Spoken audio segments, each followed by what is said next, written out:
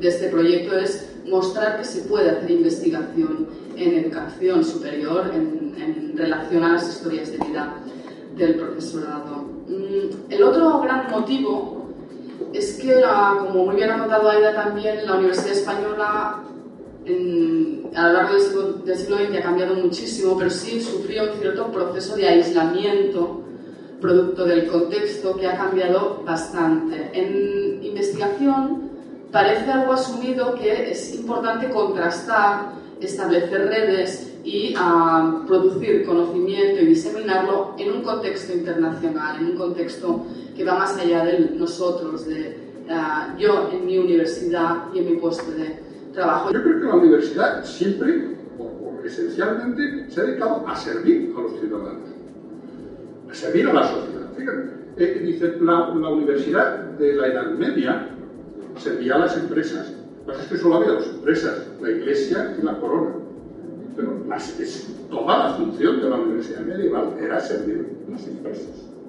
Las dos únicas empresas que existían. Cuando se produce la universidad en el siglo XVIII, languidece, está a punto de desaparecer. ¿Y qué es lo que la hace cambiar radicalmente en el siglo XIX? Lo hacen cambiar hechos externos.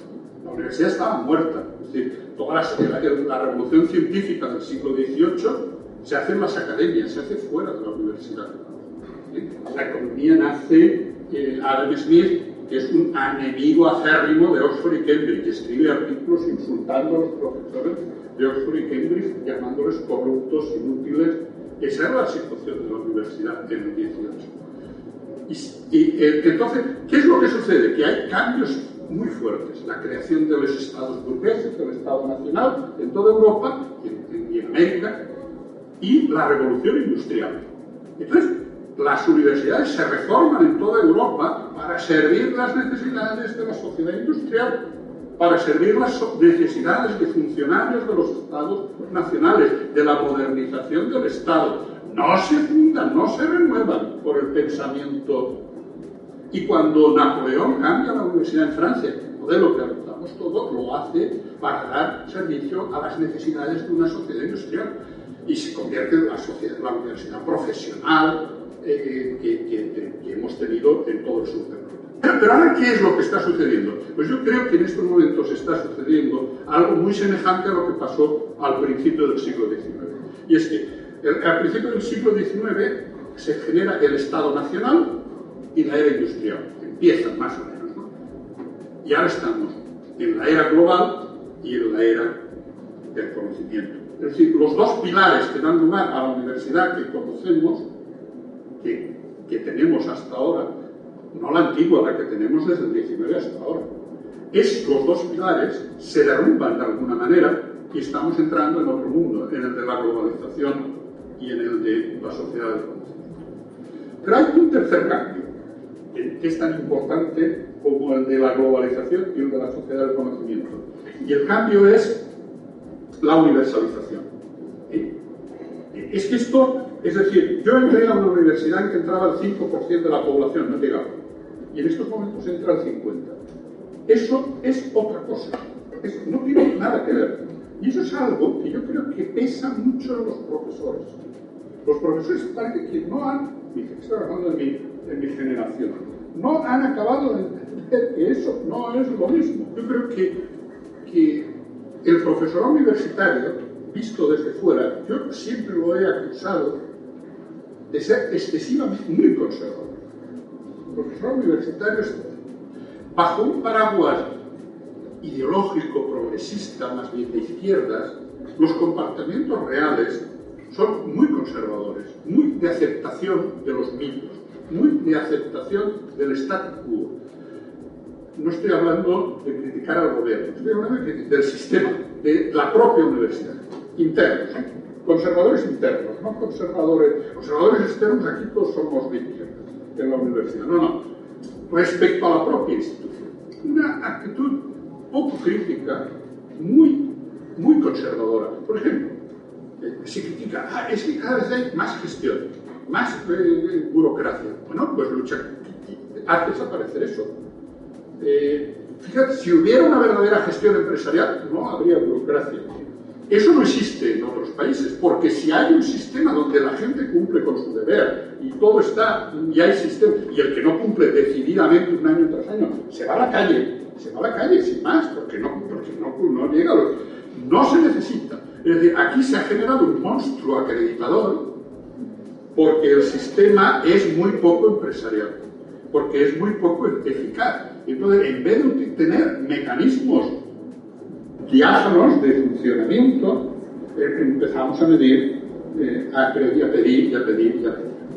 You know, here, what we have is a surviving medieval institution and organized similar to the medieval professions. And you were serving the church, and you were serving later on the crown, and you so to say. The point is here, and I'm referring to an old and I think very well-known, but perhaps not so many have read it, and that is the work of Emile Durkheim, The Evolution of Education and Thought. What Durkheim is doing is he's looking a bit at the history, and what he's saying, and he might be romanticizing, but perhaps I'm romantic as well, that the changes in the social structure leaves room for checking arguments. That is the point.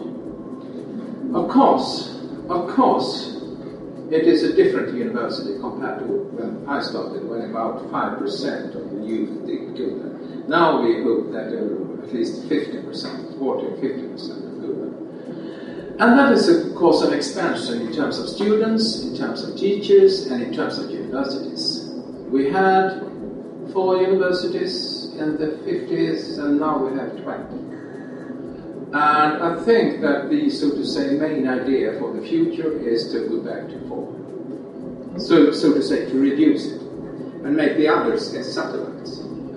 That I think, it is not stated, but I think that is the main ambition of the current regime. To make, elite universities, and the others are called universities, but they are, I will show you later. Is that the changes between science and society is changing. From, so to say, the ambition to telling the truth, to get socially rigorous knowledge. That is, you have to engage in a conversation, not telling, this is how it is.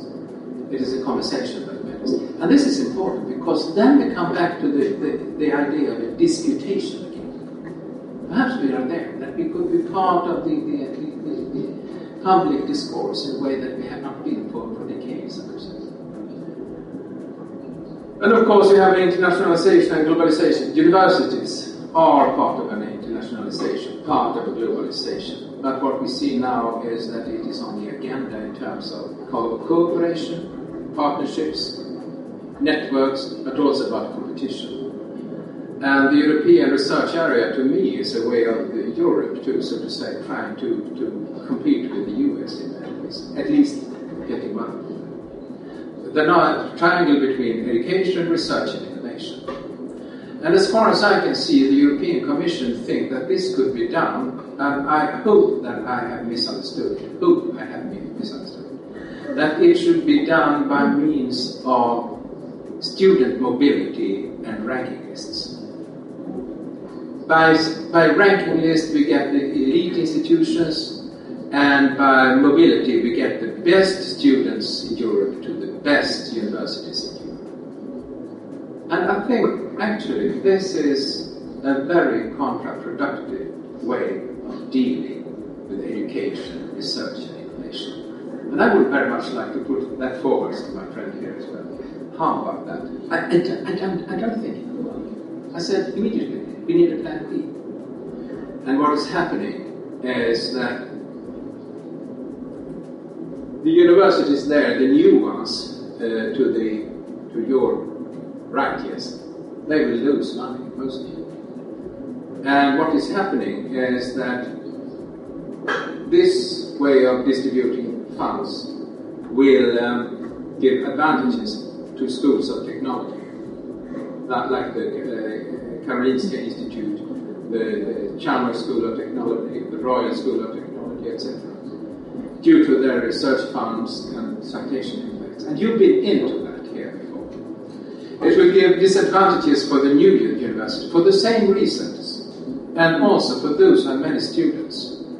They will get less research funds.